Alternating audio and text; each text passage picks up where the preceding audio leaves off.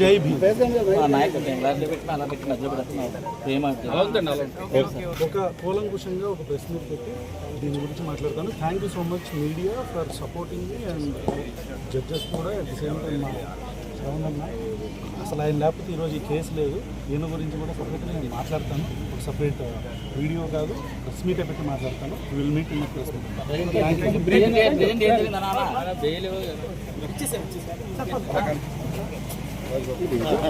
Jai Bhim.